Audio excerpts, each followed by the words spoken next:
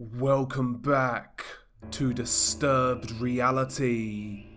I'm very often asked the question, what is the worst gore video that you have seen? Or what video that you have seen has left a lasting impact on you? Very often, I will answer with the usual, Funky Town, Miss Pac-Man, the Guerrero flaying, etc. Though, I very often fail to mention the infamous Dagestan Massacre video that depicts the murder of 6 Russian prisoners of war that took place in September of 1999. Obviously the clip itself is insanely graphic, however, that isn't necessarily what sticks with me the most. Instead, it's the utter sense of hopelessness that the video conveys that has stayed with me. The video perfectly encapsulates the true reality and brutality of war, and given the fact that the majority killed in the Dagestan Massacre video were not even in combat of their own accord, instead they were conscripts drafted into the Russian army with no say in the matter.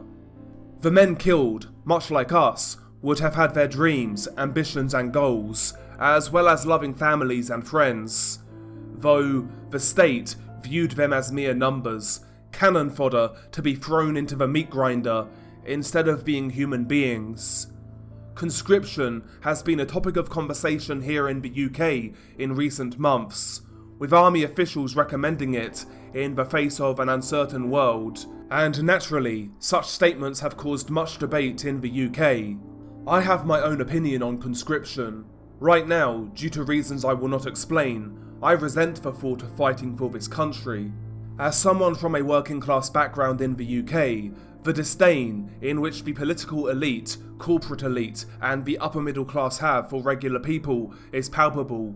When we vote in a certain way that doesn't fit the narrative, for example Brexit, we are branded as stupid and accused of being small-minded bigots.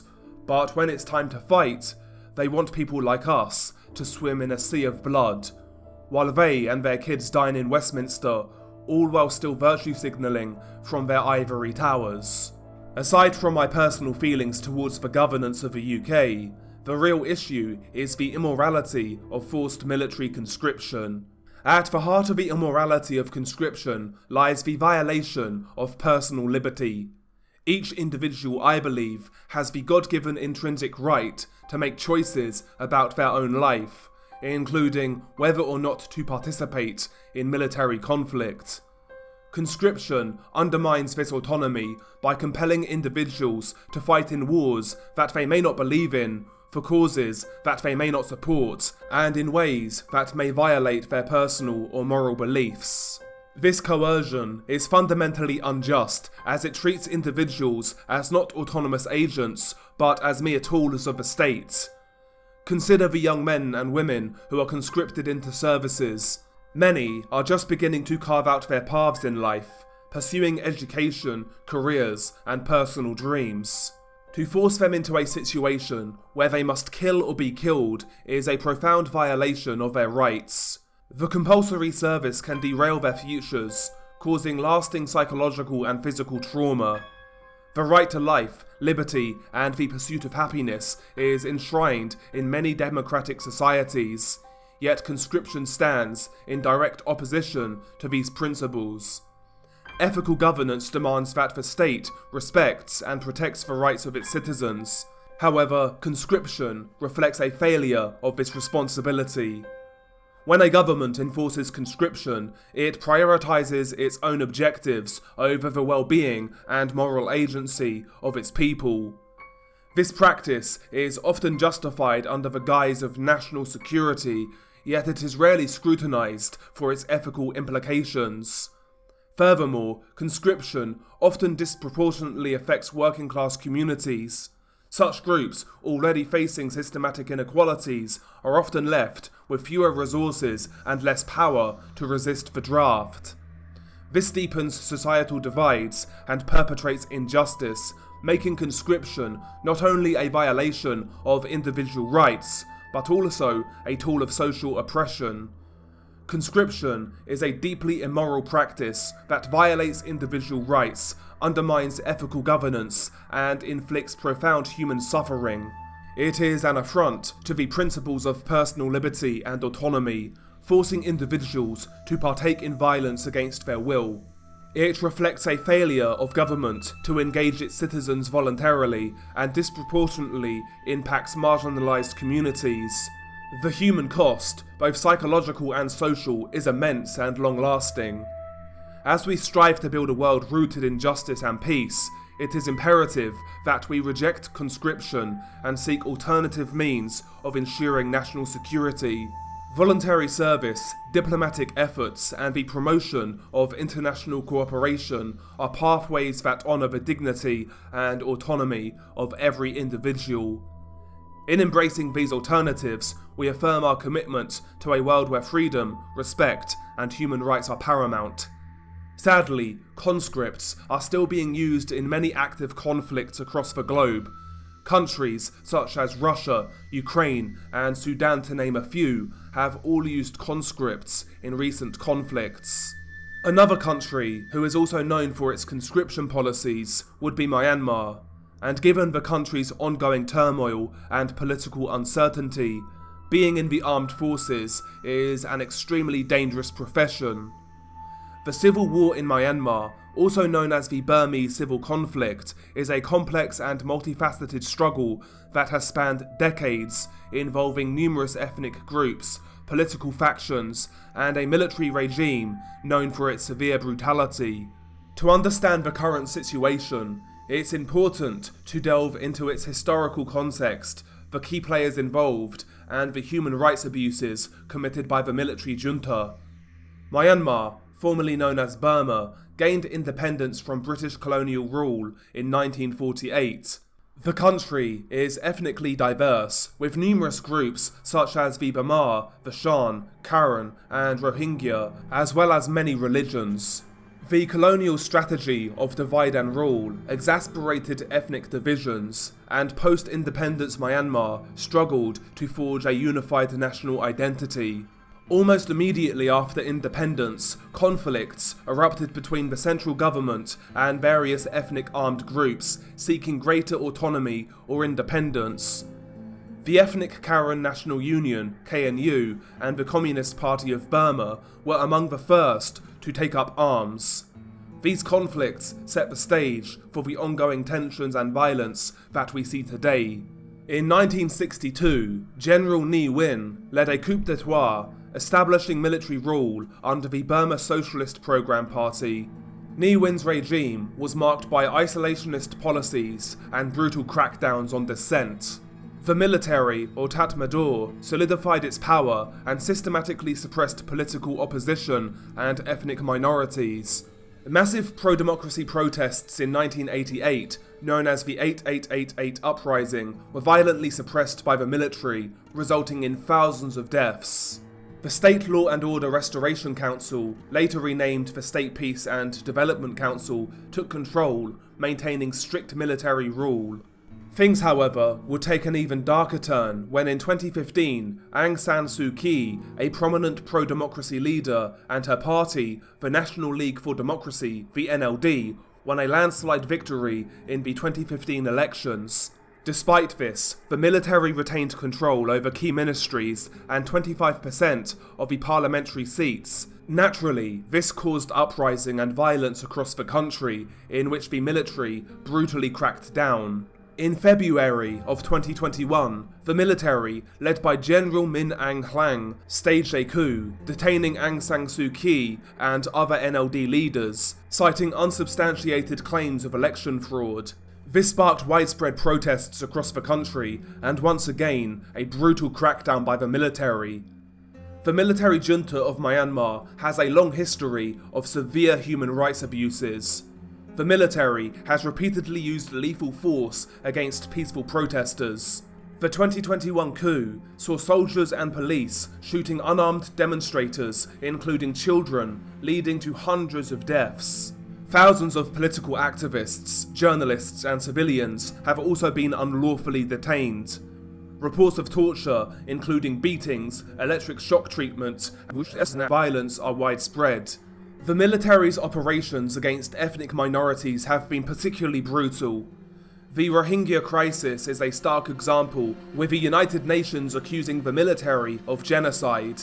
over 700,000 Rohingya fled to Bangladesh following a violent crackdown in 2017 that included mass killings and the burning of villages. Military campaigns in ethnic regions often involve scorched earth tactics, including the destruction of villages, forced displacement of populations, and the use of landmines. Despite international condemnation, the military has even recruited and used child soldiers in its operations, as well as unwilling participants via a quasi-conscription. In recent years, we have been inundated with news of various conflicts across the globe. However, the situation in Myanmar remains largely unreported in Western media, despite the dire situation that the people of Myanmar find themselves in. The current situation in Myanmar is reminiscent of a hellscape, with ongoing clashes between the military and various ethnic armed groups, as well as civilian resistance forces. The military continues to exercise draconian control, stifling free speech and committing widespread abuses. The international community has largely condemned the military junta's actions. Sanctions have been imposed by countries such as the United States, the European Union, and others, targeting military leaders and their economic interests. However, regional actors such as China and Russia have been less stringent, complicating international efforts to pressure the military junta. The conflict has created a severe humanitarian crisis, with millions of people in need of aid. Displacement, food insecurity, and a lack of access to healthcare are critical issues. Humanitarian organizations face challenges in delivering aid due to restrictions imposed by the military. In conclusion, the civil war in Myanmar is a deeply entrenched conflict driven by historical ethnic divisions, political power struggles, and a ruthless military regime. The path to peace and stability in Myanmar remains fraught with challenges, requiring sustained international attention and support for the country's embattled civilian population. Naturally, as is the case in the 21st century with modern technology, such hellscapes produce an incredible amount of graphic material, and Myanmar is no different. In recent years, the conflict in the country has produced some ridiculously brutal videos, some of which I have covered on the channel. In mid-May of 2024, a shocking new video emerged depicting the execution of supposed military soldiers by an unknown rebel group. The clip itself, in my opinion, is the worst to come out of a conflict to date, and quite frankly, the worst quote-unquote gore video to emerge in 2024. The video, in a way, reminds me of the infamous Dagestan Massacre video, due to its unparalleled brutality and the systematic nature in which the captives were executed. Once again, the utter cruelty on display is a stark reminder of the brutal reality of war and the effects of dehumanization. As previously mentioned, the military in Myanmar have been guilty of committing horrific war crimes throughout the years. However, despite that, some of those in the armed forces are in fact conscripts, with no choice but to fight for the military government. Refusal can result in long-term prison sentences, torture, as well as even execution. It's unclear as to what the backstory behind the video is, and quite frankly, due to a lack of resources online, it hasn't even been fully confirmed that the victims were in fact soldiers, though titles of the video's upload seems to suggest that they were. This video is a tough one to explain due to a variety of reasons, but be prepared to take a journey into utter depravity, fueled by decades of hate. But nevertheless, what happens in the actual video? The video itself is a long one, at 9 minutes and 58 seconds in length. The clip has been shot at the dead of night in a rural type location. As you play the video, you see 4 captives who are sitting on a road, all of which have had their hands tied behind their backs. They are surrounded by rebels who are all carrying a myriad of different weaponry, knives, machetes, swords, and firearms. A few seconds into the clip, One of the captives, as he is sitting on the ground, is being interrogated by a rebel who is carrying what looks to be a makeshift machete, though, despite it looking makeshift, it's incredibly sharp. The rebel is holding him by the hair as he shouts at him, asking questions. While he is interrogating the victim, he takes the machete and attempts to slice off a man's left ear, though you can't see it as the left side of his face is not visible to the camera. The man with the machete, however, then proceeds to slice off a man's right ear, which is visible. The blade cuts through the ear like a hot knife through butter, and in the space of a second, the man's ear is hanging off his head, only being held on by a couple of strands of skin. Blood leaks profusely. The killer continues to ask questions, and the victim's tone of voice changes. It sounds as if he is trying to fight back the tears.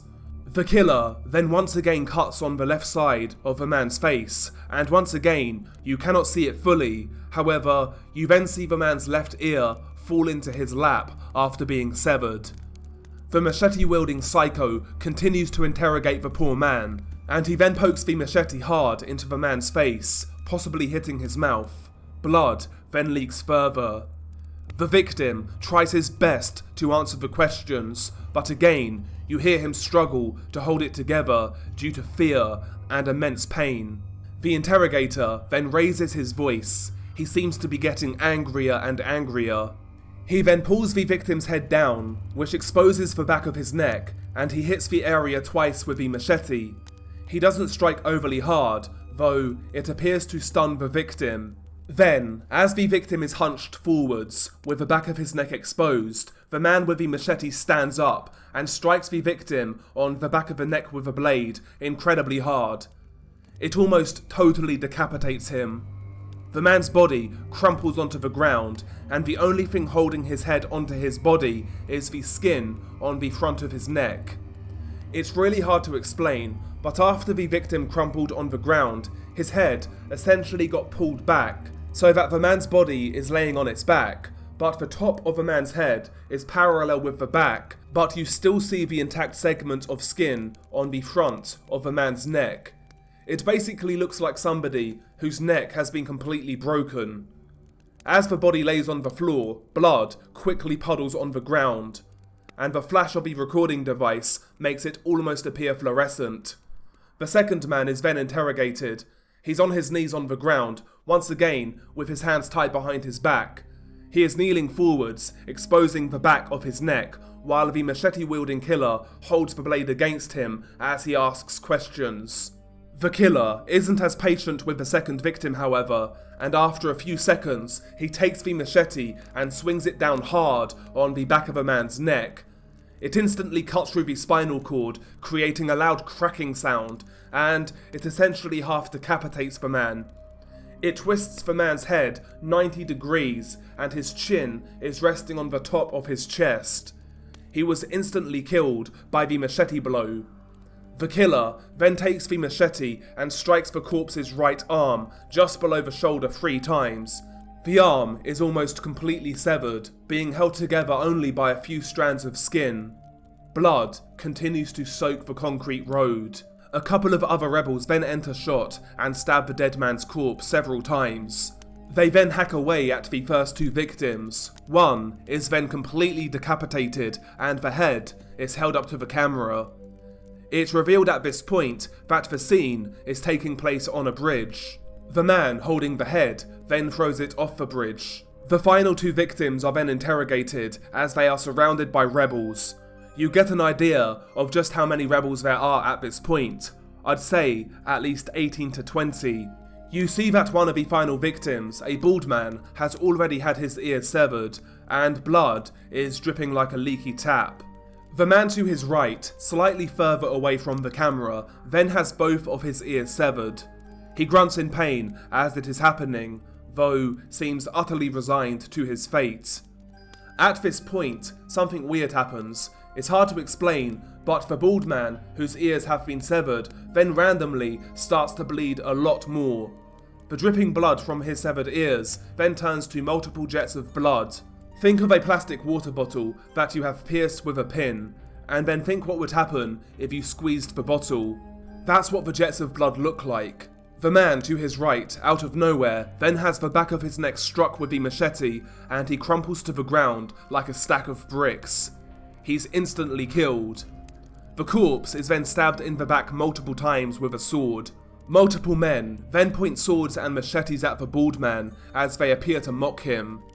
They seem fascinated with the way the man's bleeding. Jets of blood are spraying from both of his severed ears, even after all these minutes. As the video closes, one of the men with the swords then swings it like a baseball bat into the side of the man's neck. It drops him instantly, and the video then ends. As mentioned, the video is somewhat hard to explain. Some of the visuals I struggled to put into words, and the fact that it is filmed at night also makes it slightly harder to explain. However, what I can state with absolute conviction, as of recording, this is the worst video I've seen to come out of Myanmar, the worst video I've seen released to date in 2024, and one of the worst war crimes I've seen caught on camera. As mentioned, the only comparison I could make would be to that of the Dagestan Massacre. The video is obviously hard to look at due to the visceral nature of what takes place on screen. However, the sense of dread, hopelessness, and depression in which it left me with is what truly elevates it to being as bad as it is. The video is utterly horrific on every level. But anyway, that is the video. I hope you enjoyed it, if you can enjoy this sort of content. This one was definitely a heavy one, and I'm surprised it hasn't gone viral, to be honest, among these sort of gore circles, I guess you would say. But the video is incredibly brutal, so don't go and search it out. As always, guys, thank you for the support, it's much appreciated. Anyone new here, if they could hit subscribe, that would be amazing. Links to my Twitter, my Twitch, etc. will be in the pinned comment below, so check those out. And yeah, as always, stay safe, and I'll catch you on the next one.